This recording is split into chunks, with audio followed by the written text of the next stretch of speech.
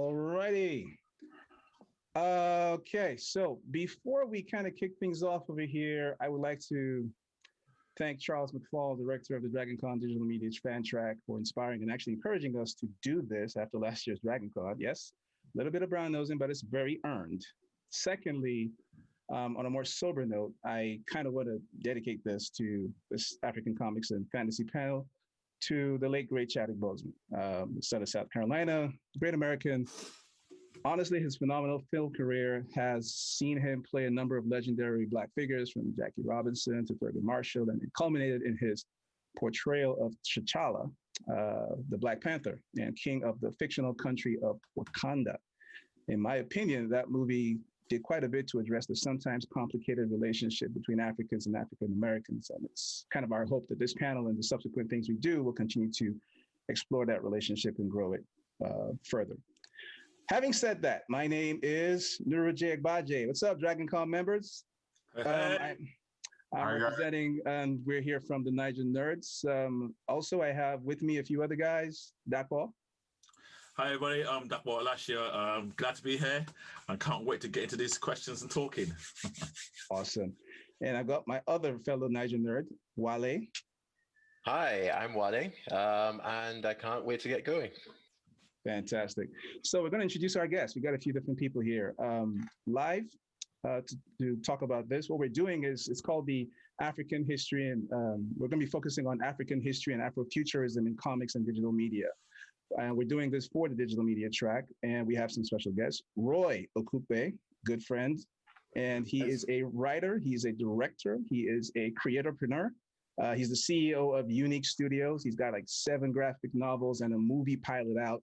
He's actually been featured on the likes of CNN, Forbes, NBC News, The Washington Post, and now finally he's hitting the big time by coming to DragonCon and coming to us here at the Niger Nerds. Thanks for joining, man. Thank you guys so much. Really, really excited to be here. Fantastic.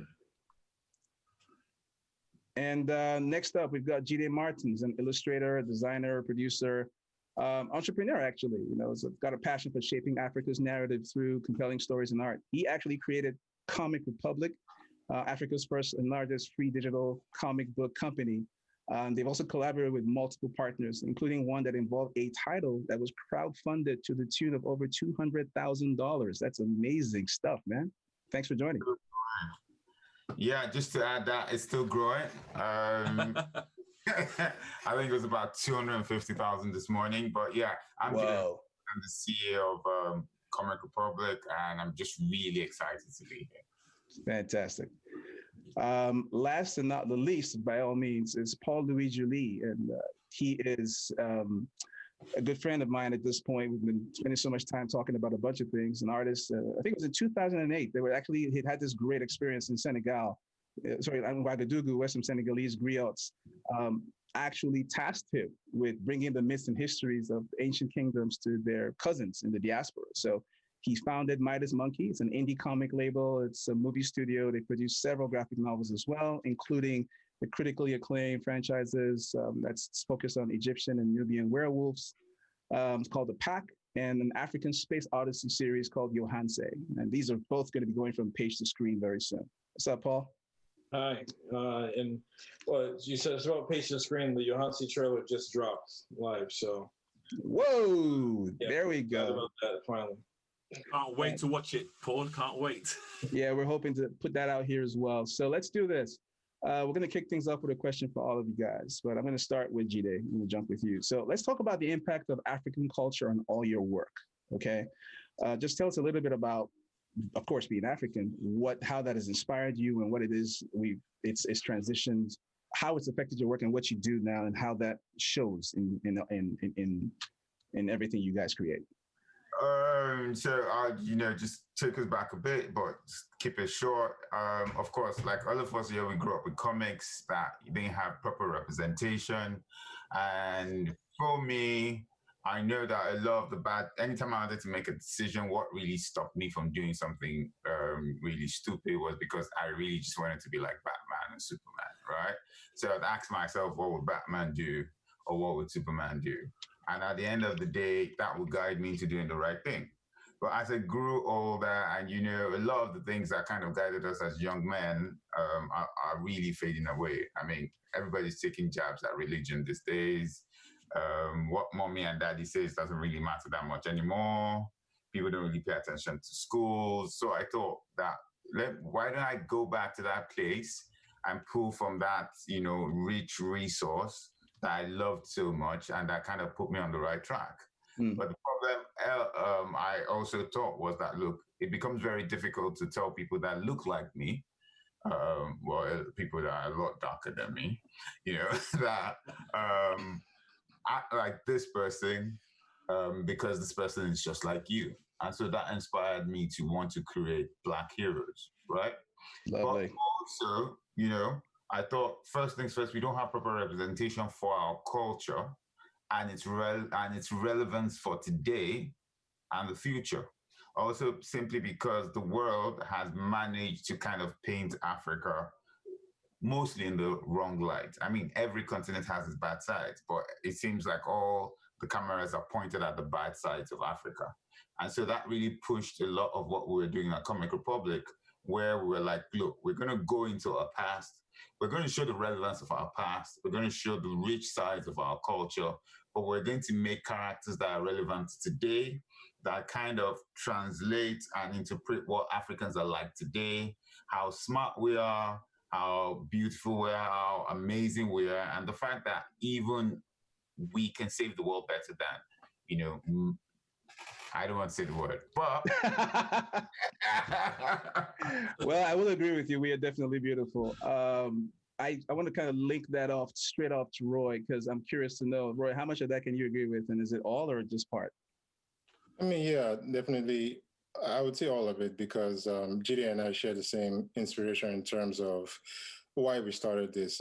Even for me, like coming into the industry in I believe it's 2014, I really started to get serious about this. GD was really one of the very few that was doing it as a level of excellence that I aspire to do so. So yeah, I think we share that same conviction about Africa's past and how it can inform the future. And then not only focusing on the dark sides of the continent, not that these things shouldn't be reported or put into entertainment, but just balance it out with the many, many great achievements, past, present, and future, as well, because that's what, if you look at American culture and American entertainment, there's a balance, right? You have movies that show certain things that are not so pretty, and then you have it balanced with, the hero overcoming and showing the good sides of that culture. But with Africa, it always seems to be focused on just the negative. But I would also say, the last thing I would say about that, to add to Jide, is that honestly, the easiest way to answer your question is just to see the impact of the unfortunate death of Chadwick Boseman, and just how much Black Panther means to people, not just in Africa, but just literally all over the world. What we do is very important. What the people that support us do in terms of supporting us is extremely important, because it allows more stories like that to be told, and it creates a situation where it's not just Black Panther we have, but we have a multitude of these heroes, out there as well too. So I think rather than focus on, this is what Unique Studios has done, I think the best example is to see how people respond to Chadwick's work. And for us here, it's all about all of us here, and I think I can speak for the rest of the panelists, seeing how we can take that and stand on his shoulders, and to be inspired by what he did to continue that legacy as well. Fantastic. Doc, you have something to say? No, I've got a question, but I'll wait till we speak to Paul first before I drop this on everybody. Makes sense. So let me run to Paul. Now, Paul is an amazing guy. Like, talking to Paul, I will just preface this. He is studied more about the cultures I'm supposed to have grown up with at a closer level than most. And I say that, with a lot of respect.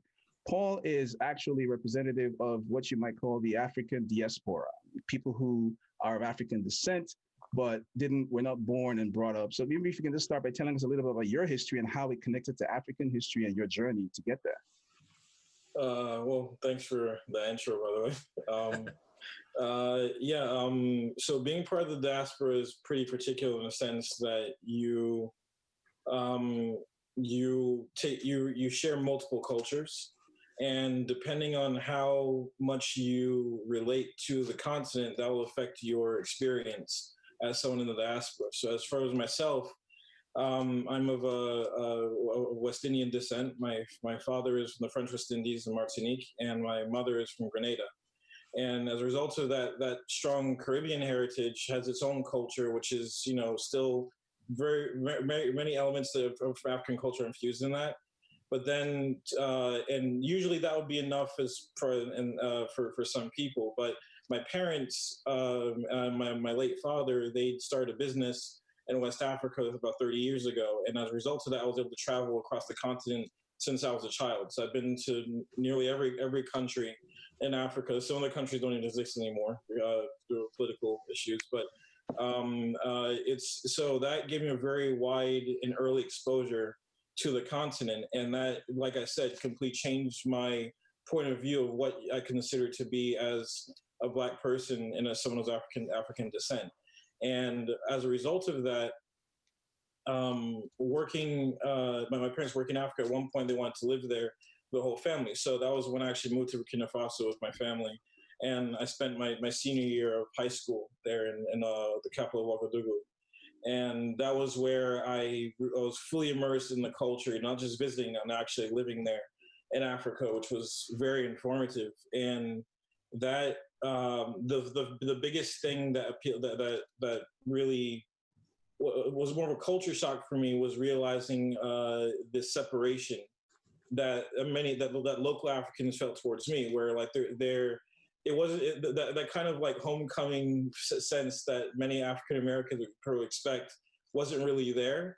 It was more like, oh, we're happy that you're here, but you're a tourist. You don't really have a connection to the culture. And I didn't know how to accept that. That was very interesting for me. But the one person that actually did fully welcome me and saw it was this griot named Mokhtar, who's from Senegal, and he's the one that introduced me to other bunch of griots. And that was when he very specifically told me, he said, but I don't think you're going to return back to Africa. Now, I had no idea at this time. So I don't return to Africa, but we do want you to take this to our brothers and sisters over there. And that was where my whole point of view towards this whole thing changed. And it wasn't so much about needing, brothers and sisters in Africa to accept me, but rather for me to take our ancestors' culture and to reconnect the diaspora, which is desperate to try and connect with their culture, and then have them reformat it in a way that can be applied to the new cultures that they've created over the past hundreds of years. So that's been my mission for the past 10 years. And I really enjoy it, just really like creating those bridges, just like you have Roye and Jide that are doing, terrific work in Africa.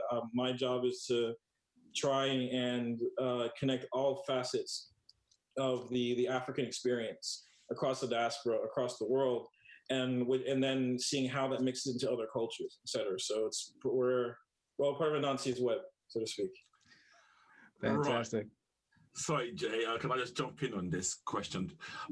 Because I want to lead on from this whole diaspora thing. Now, I was born in the UK, but I did move back to Nigeria. I lived like my formative years for 14 years in Nigeria before coming back to the UK. And so I've got kind of a divided identity. So I'm both, in my mind, I'm both British and I'm both Nigerian. And I kind of secure my own identity. But what more and more, as a father now, and I've got children now, I'm more and more worried about them identifying with the African side of things, getting people to represent them. And which is why I'm kind of proud of some of the work you guys are doing, because I've started to share some of your works with my children now. Because I want them to know, oh, not everything that is good comes from America, comes from the UK, comes from French. We have equally talented people coming out of Africa. When you guys are writing or when you're doing your work, does it ever cross your mind when you think about African children growing out, growing in a culture that's not in Africa, i.e. people growing up in the UK? Does that ever, is that anything that you actually take into account?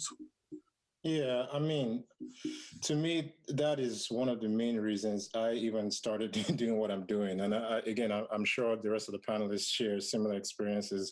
But growing up, I was once those children you're referring to, right? You know, you grew up. I grew up in Nigeria.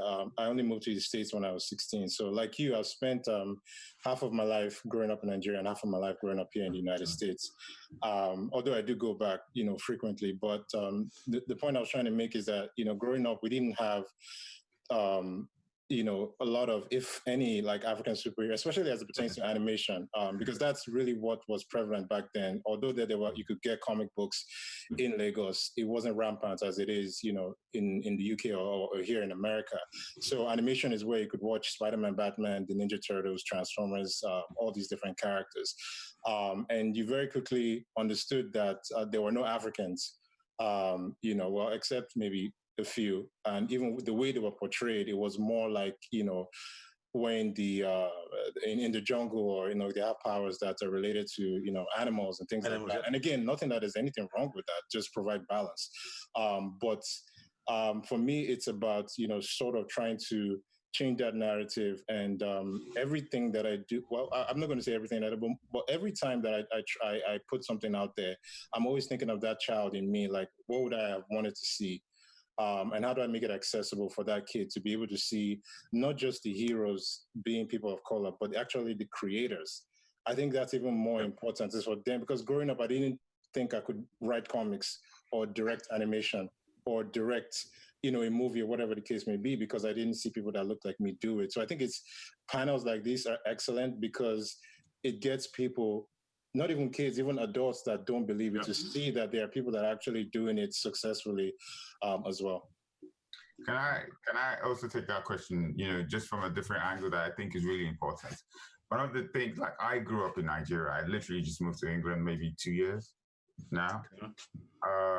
And one of the things for me that I really wanted to address was the shift of power, right? And I'll explain that, so even though I wanted to create comics, I tell everybody that, look, here's the first thing. We're not an African comic company. And everybody goes, what? I say, we're a comic company that happens to be African, right? And so what that means is that we're creating comics for the world, but we're creating comics from an African perspective, right? And we're doing this to create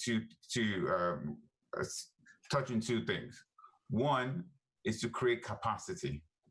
You take a number of young people coming up in the world in a so-called third world country, which most African countries are called, and then you give them the skill to create products that could sell anywhere else in the world.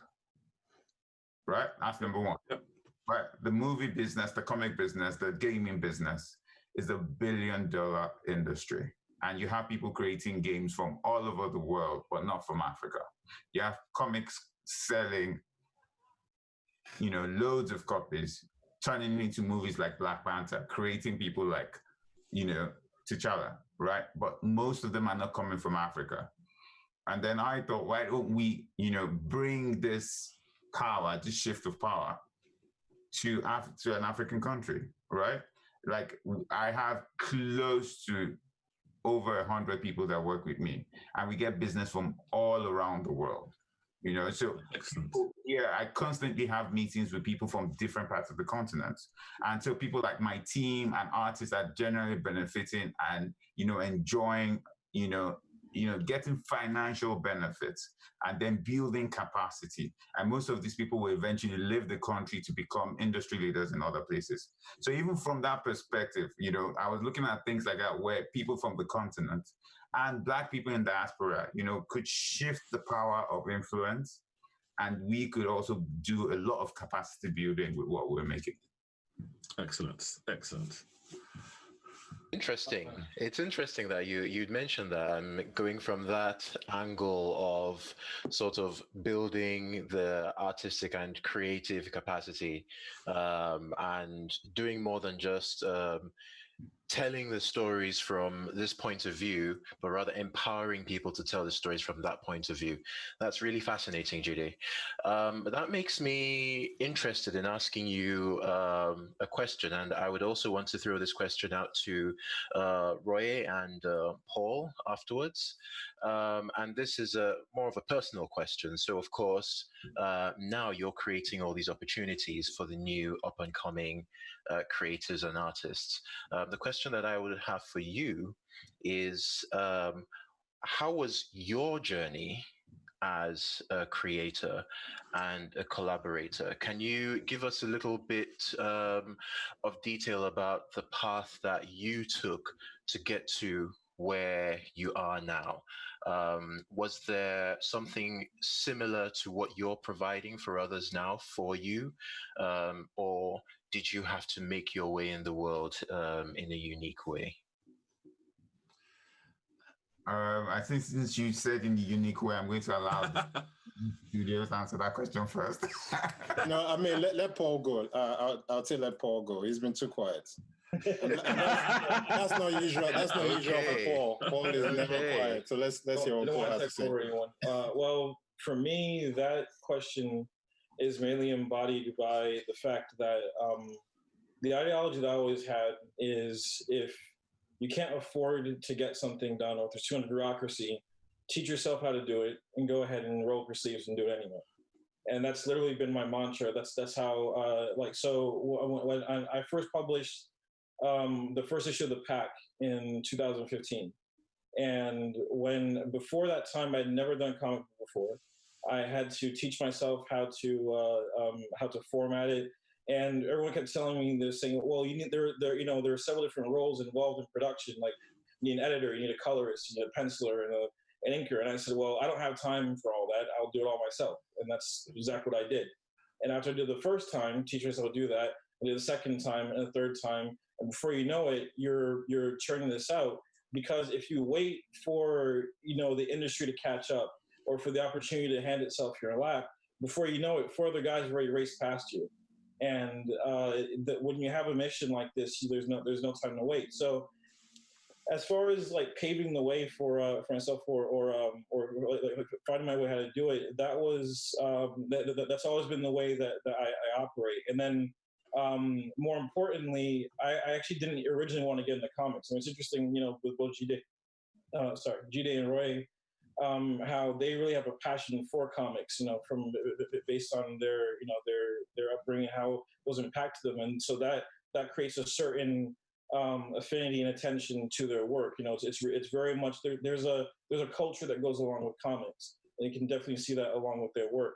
With mine, I wouldn't really say that, actually. I mean, if anyone's just read my comics, they're not really the traditional comics that you have, and that therefore affects the way that I tell a story. I came from a cinematic background where I prefer movies. So that means that every panel, so in a traditional comic book, like you really want to get the experience of the action.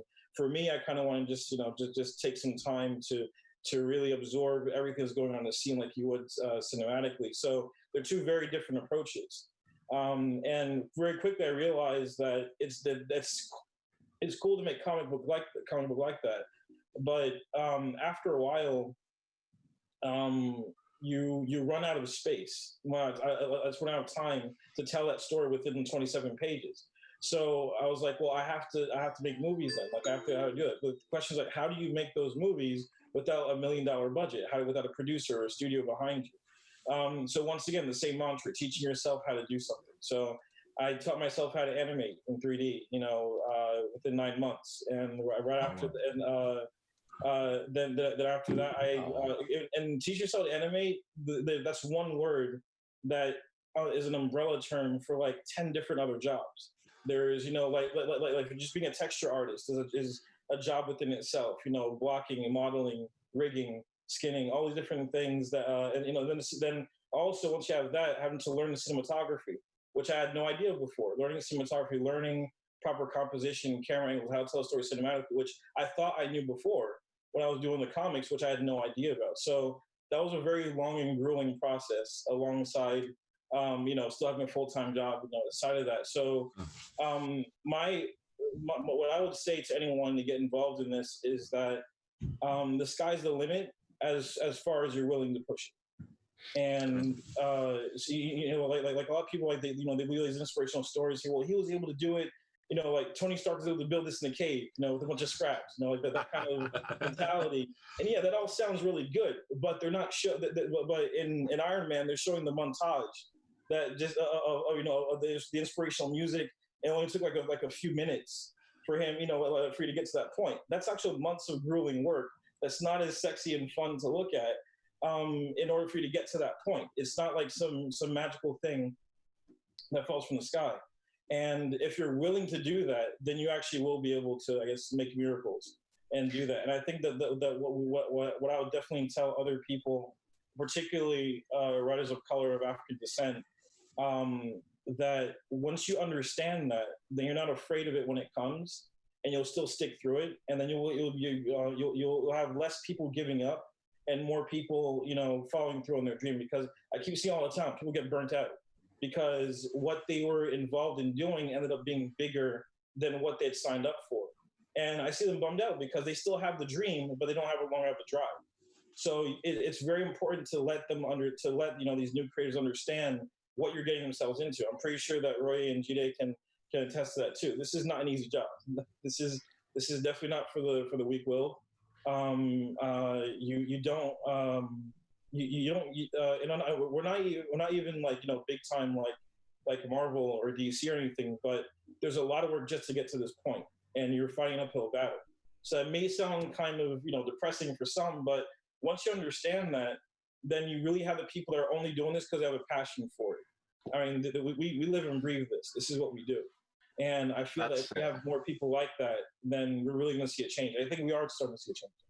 That's an interesting that's an interesting angle to see this from. I mean, you might say that it does sound depressing in a way, but it's also sort of optimistic that if you put your mind to something, you can go ahead and make something out of it. So, Roy, it seems like you're inspired to jump in. No, I mean, very quickly, I just wanted to. It's important for people that are not just trying to get into industry, but currently in the industry, to understand that what he said is absolute truth. And it's cool to give the motivational speeches like, yeah, whatever you put your mind to, you can do. I'm one of the first in line to give those type of speeches, but at the same time, reality is, how does Dana say, it's like reality is often very disappointing, in Endgame, because this industry is not for the faint of heart, whether that's comics or animation, gaming, especially for people like us. So, one thing that I realized this very quick, because initially I quit my full-time job to go into this. And then I went broke in about 2 years, and I had to get another job and work on this at the same time while I was doing it. So it's not a very glamorous thing. And if you don't have a passion for it, if you're just here for money and fame, you very, very quickly be withered out, like literally, like very, very quickly. But at the same time, like that passion does lead to success, depending on how consistent you are with it. And, something that I always say is like excellence wins. So you can't just do this. And that's one thing that I hate. And I think Jide shares this with me too, because I think I've heard him say, it's like when people say, when they read an African book or something done by someone African, it's like, oh, wow, they tried. I hate that statement. Do you understand? Like it should never be, oh, okay, because it's African, let's lower the bar. Like that's, to me, like whatever we do, it's not even just a comics, movie, whatever the case may be. It shouldn't have to lower or change the goalposts, for that. But at the same time, like, again, it's people that stay in this thing for the long term and have a passion about it.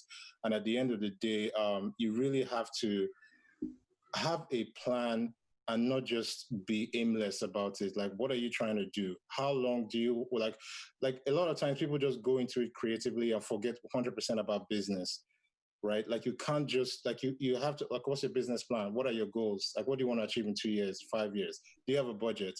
How are you going to file taxes? Right? Are you going to look for investors? Are you going to do a Kickstarter? Like, who's going to, like, legally, how are you going to trademark and copyright your work? If somebody offers you an IP deal, like, what lawyer are you going to go to for advice? Like, a lot of people don't think about these things. And for me, I think one of the reasons why I've been able to get to the point I am right now is because 10 years ago, I sat down and I said, okay, this is what I want to achieve, and this is the way I want to do it. Now, I didn't always go to plan, but at least I had something to reference. So, sorry, real quick, there's a real good question that came in from the audience. I think I want to toss out to you guys. And it's this, it says, it feels like the expectation for Black creators is to be a one-stop shop, like Paul experienced, and in many ways you guys have done as well. You see this in hip hop too. How many rappers had to become producers, audio engineers, marketers, and so on and so forth. Do you guys have any theories why that is? And what are some ways to support building the communities that would enable folks to just focus on the thing that they're happiest at doing and they're best at doing? We don't have investors. Like, if you don't have money, what are you going to do? Yeah, I'm sorry, I'm not going to hog the mic, but yeah, I'll let Judy take this. To me, it's very simple. Money is a very well, I actually want to take it from a different angle. I would strongly advise against being a one-stop shop, right? You might be pressured into doing that, but I honestly think that's a bad idea, because here's what's going to happen. You're going to be master of all and not good at any properly. That's just what's going to happen. I would say that you focus on one sector, but do it completely as a business, like what Roy said, and I'll pick up from there. The truth is, one of the secrets at Comic Republic is that from day one, for me, it was a business. I keep telling people, do not look as a creative, do not look at your product as a comic book, but look at it as a product, right? And we've had loads of people come to tell us, why are you guys not jumping into animation? Why are you not doing this? And I'm like, look, I am waiting for my product to be good enough for somebody who is good at animation to come and pick it up and make an animated movie out of it.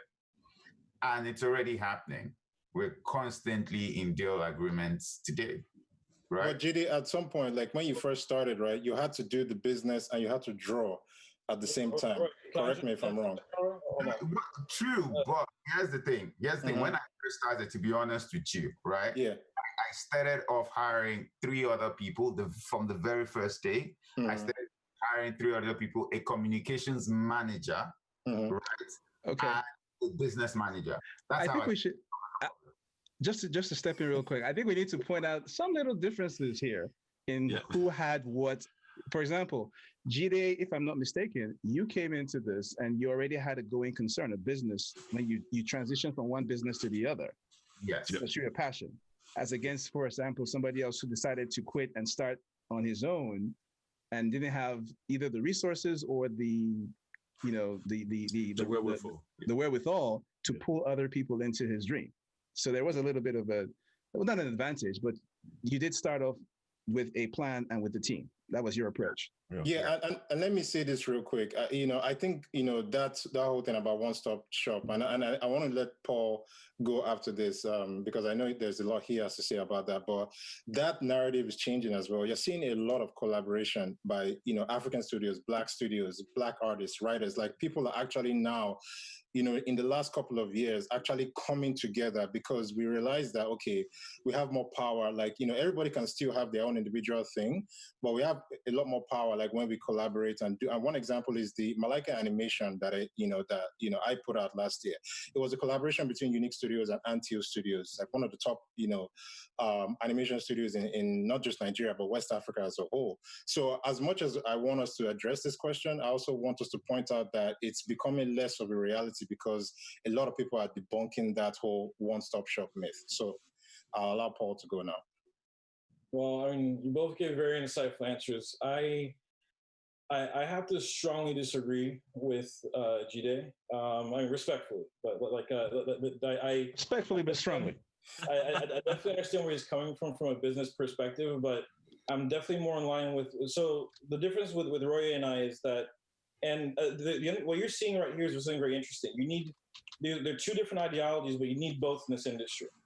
Where Jide is coming from, he's coming from it from a professional business industry mind, where you want everything to be done to the perfect, to the best that it can be, and having that humility, well, more importantly, to understand that I'm not an animator. I'm not an inker, but there are other talented people around me that I can get to bring on board, and we're gonna latch on together, and we're gonna get there. And to also have that patience, those people are gonna come along. So I think definitely some credit needs to be given to G-Day for that mindset that you have there. If I understand, now Roy and I have known each other for a while, and he'll correct me if I'm wrong on this, but we have a different ideology because we come from more of the, I guess you would say, like the more bohemian artist background, where you could be like the starving artist, there's the business aspect, but the business came in function of us wanting to be creators first. There's something that we want to put out there, and I'm not saying that's not saying that's not true of G-Day, but it depends where you're coming from. If you're coming from where you want to make this a profitable, booming international business, that's one way. If you're coming from it where the international business is a means to an end for you to get your stories out there that you already had, that you want to communicate, then you're going to go about it differently.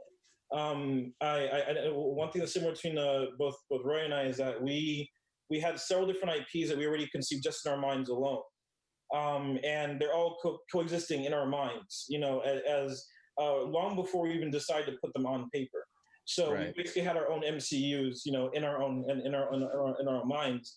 And so all we're trying to do is trying to take those out and put them into workable franchises that can then work into several things. But they're already stories that we already have. So if you wait around, and when they spend that much time incubating your mind, it's very hard to just, there's so much that's already cooked. It's hard to just pass it off to someone and say, okay, well, now come in and you cut it up and you mix your own sauce with it. It's a different ideology altogether. It's much different when right off the bat you're saying, look, I want to hear your ideas, and I want to greenlight 3 new properties. Let's hear your ideas that are on the table, and then we're going to put those together. That's one way of going about it. But the way that we usually go about it is that we don't usually have the luxury of having those people around us. Many times it's, look, do you want to see this happen? Okay, if you have an imagination, put it out there. Well, I don't have the luxury of going online and hiring several different pencilers or different inkers or different colorists to get my job. If that was the case, I never would have got anything done. So it's more what's available to you, and that's where the ideology came from. Where you're like, well, if I am going to do it, however, I have to be the best at it. Because it's one thing to say, I'm going to roll up my sleeves and do it, but then you really have to apply yourself to make it done properly. I mean, I just finished the Johansi trailer last night, and that was a process that took me so long to get to, just because I had to teach myself how to animate from scratch. And it's one thing to teach yourself how to animate. It's another thing to have it meet a certain level of quality. So you're pushing yourself. And I can personally see from Roy, for as long as I've known him, his quality has dramatically improved from the first time I saw him up until now, because he kept pushing himself. And he kept holding himself to a higher level. With G-Day, I could definitely say the same thing too. I know G-Day much less than I know Roy, but the little I've been seeing in Common Republic, you keep seeing this common trend where if you look at them at one point, you fast forward down the line, you're going to see a dramatic, jump, like a level up every single time. And I think that effort is what's most important. So even if we come from 2 different ideologies, what's most important is constantly leveling yourself up and saying what works best for our label to produce the best possible product. I think the moral of the story is that there's just no one way to do something, and a lot of people need to understand that. Like there's. Roy, but you see, there's a problem that I think that we really need to fix as creators. I'm not talking about us here, because everybody in this panel has done amazing work, and I've come to a place where, that's why we're even in this panel in the first place, right? But there's something about creating. Actually, you're here because I just like you guys. That's all. Sorry, my bad. But there's something about the comic and the creative business that we do. It's like we keep repeating the same cycle, and it's why we're not as big as any industry. If anybody was going to tell you that they were going to open an accounting firm, right, or they were going to open an architectural firm or any other major type of business, you're going to find out that one person is not going to try and do it alone. especially if they want to play at the top level. It depends on the business, though. Like other businesses that are very successful, I can tell you. No, but I'm saying that there are people that have started in their garage alone, whether it's software But they or alone. I can even go to they have people. but, No, not. but see, before I left school, I had drawn 200 comics personally that my mom bought, right? So I'd been trained in doing things by myself, fully drawn, colored, and lettered, right? But the thing is, for me, I wanted it to be a venture. And I'm not saying that that wasn't the mindset from the beginning. I'm just saying that if you want to do something, like you've always said, let's do it well. Of course. Right? And then I think it's better you take the time to build the infrastructure from the very, you see, you mentioned a lot of important things. That depends on the person, though, just like you said. Not everyone's different. There are some people that will look into that and they'll realize that. Nura is trying to get in. Like, yeah, I'm trying to get in here. Yeah. You look like a dad, like there are 3 kids. I'm like, that's the problem when you wrangle creatives. It's like, my goodness, guys. All right, Nura, go. All right, so real quick before we do anything, we are kind of pressed for time, but wanted to let everybody watching know we have a little bit of a treat in that Paul happens to have that finished trailer he's going to share with us live on this panel. So if he's ready, we're going to prep for that. Sure. But I do want to say this. At the end of the day, there are always going to be different approaches, different paths to success. And that is the beauty of life. That's the beauty of being creative. No, totally. All I'm hearing here is the Marvel approach, the DC approach, the image approach, different approaches. And on the journey, you take different paths, but you're all ending up in the same place with what I'm saying, a great product. Now, and so I can see how people different mindsets. Because if you're a professional mindset person, I can see how you'd be like, did you know what? Listen, I'm going to start from the very beginning. I'm going to do this way. I'm going to be very structured. I'm going to get an accountant and lawyer. And I can also see from the Roy and the Paul's view that, actually, I've got all this passion. I need to get it out on the page right now. And I'm also broke. I'm broke. I have to do everything myself. Yeah. I don't have any money to hire anybody.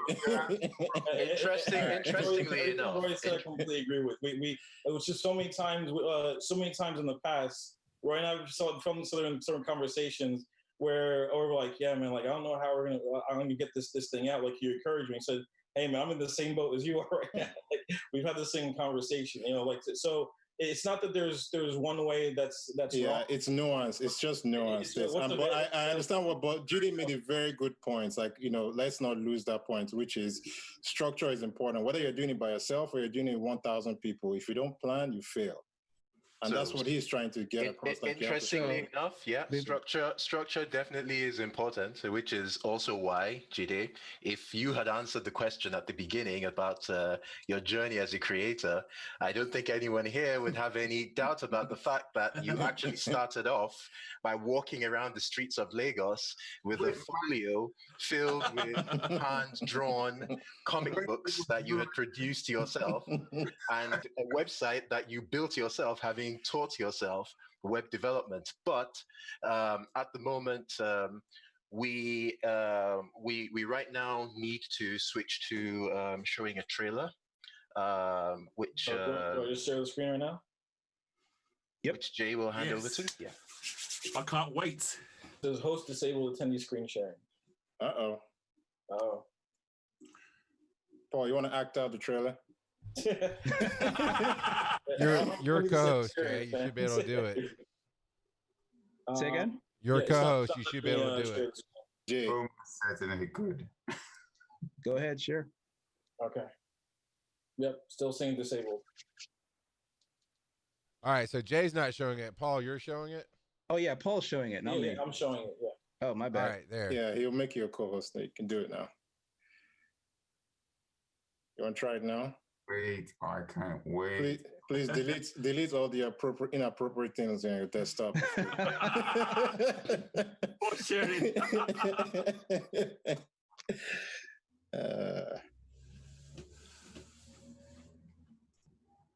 There we go. All right.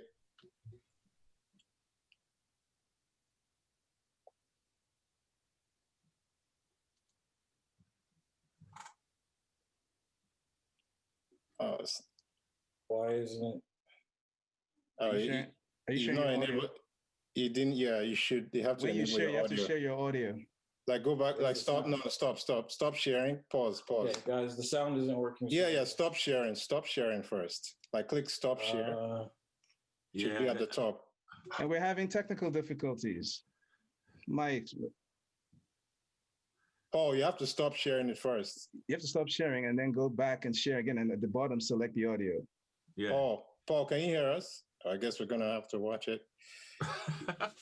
It's gonna play the music in my head. Still looks amazing though. Yeah, the craftsmanship on the masks alone.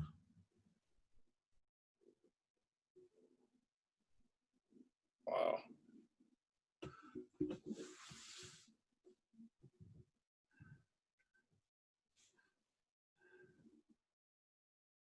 Nice. Very cool. Ultra cool. I love this thing. Interesting.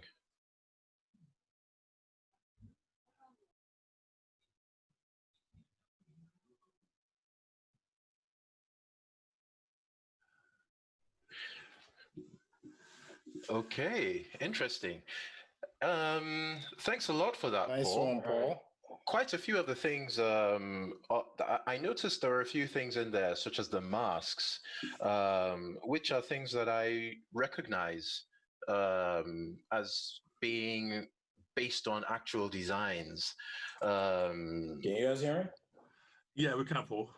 Okay, Yeah. I can't hear you guys anymore for some reason. This makes me wonder, I don't think Paul can hear us. Paul, can you hear us? No, he No, can't. he can't. There's been some audio shuffling. Ah, I see. Yeah. Okay. So while he's sorting that out, for some reason my sound is off. So okay.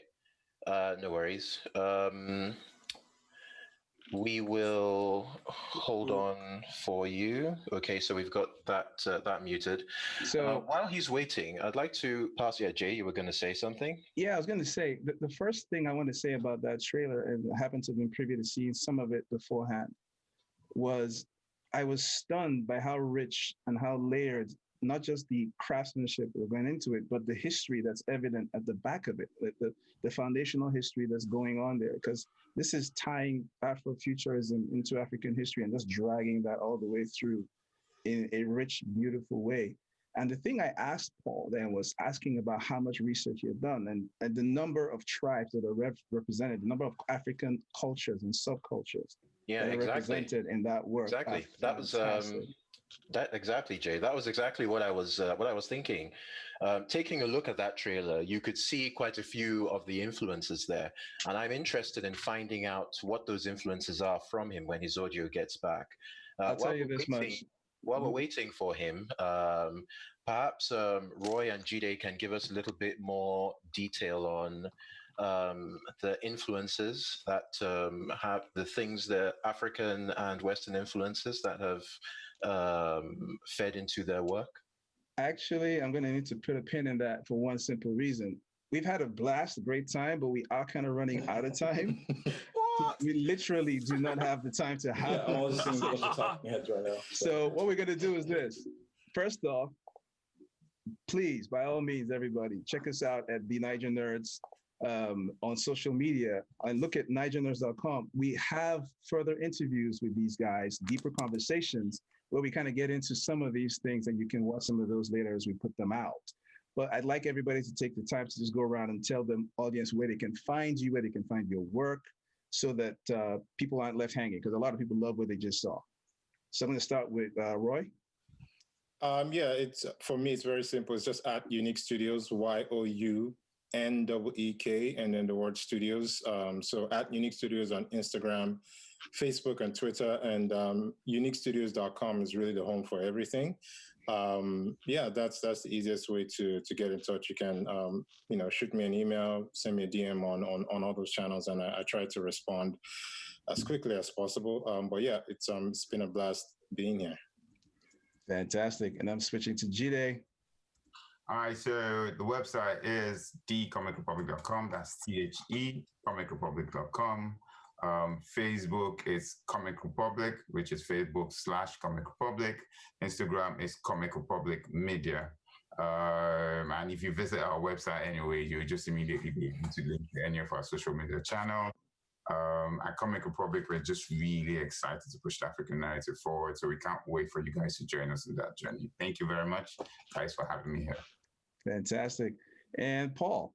Yeah, so just like the trailer said, you can find me at minusmonkey.com. That's monkey spelled with Monkee. All our news goes through there, or you can find us on Facebook. On Facebook, we have, if you want to specifically follow Yohanse, just type in Yohanse on Facebook. We have also the Minus Monkey page on Facebook. Our other series, The Pack, just type in The Pack series on Facebook and you'll go in there. On Instagram, it's just Minus Monkey, at Minus Monkey, and then we're also same handle for Twitter as well. So that's, but I would say the main hub would be through the website. And you can find me, Dakpo, and Wale, the Niger Nerds, at our website, nigernerds.com, Naija nerds.com. You can also listen to our regular podcast. It's on pretty much anywhere you get podcasts, your Spotify and all that. And you can find us on social media at the Niger Nerds, pretty much everywhere you find us, except for OnlyFans, which we're considering some people are making multiple millions doing that. Imagine me dancing. Imagine Wale doing other stuff. And Dakpo doing whatever daddies do. If you're into dad bods, check us out. But anyway, you can catch us at all these places. Thanks for watching. Thanks for being with us. Oh, I still have a few more minutes. I didn't realize. My mistake. Yes. Oh, I don't? I'm out of time. Great. Thanks for watching, everybody. Bye. Bye, guys. Nice being here with you guys. Roye, Paul, awesome job.